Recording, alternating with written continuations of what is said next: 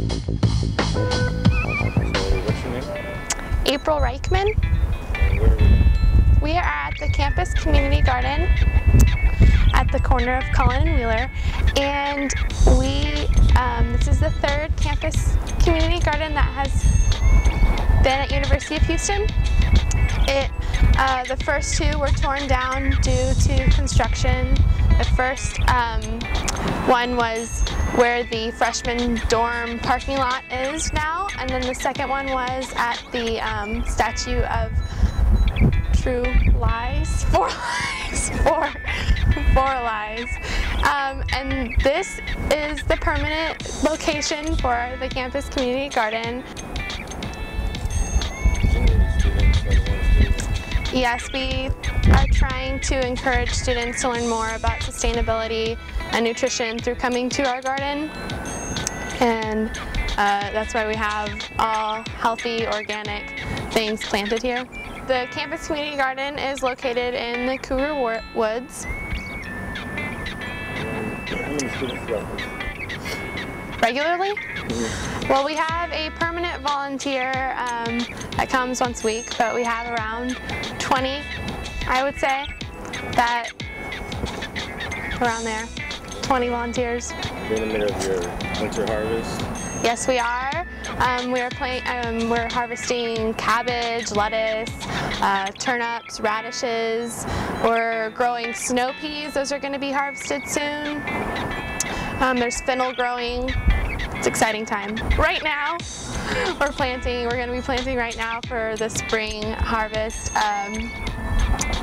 Tomatoes, eggplant, there's going to be different types of peas. There's also going to be peppers. Peppers. This is just your personal opinion. Why do you think this garden is important? I think it's important because most people I've talked to have never harvested their own vegetables before. They don't know where they come from. They just eat things, and most of the time they don't eat healthy things, especially when you're on the college campus.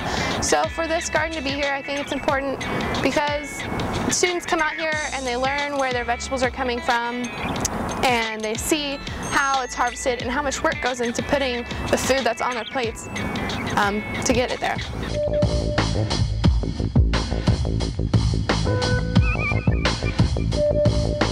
So the greenhouse was built here in 1973, around the time of the renovation of the science building. It was mostly used for plant labs, and then around 2004 those programs ended.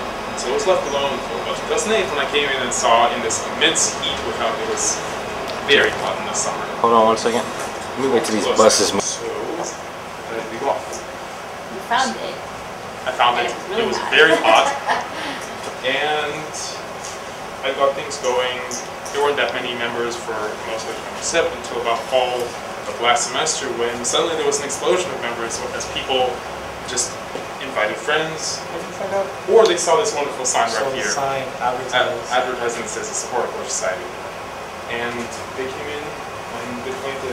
Until then, it was mostly planting, but now it's in large part the members. And as you can see, we plant succulents, or succulents, weeds, bulbs, basil, peppers, several types of mint, and as you can see, I experimented here with growing stuff outside. So it's still too cool in here. There's a heater, there are fans for the circulation, there are lights, and everything's been cleaned. The windows have been cleaned over the winter break, so now it's nice and clear outside.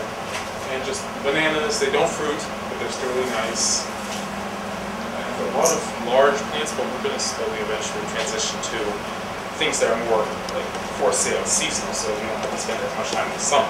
Looking at this wonderful plant right here, which is a ginger plant. You got a sneak preview for Friday. Let me show you.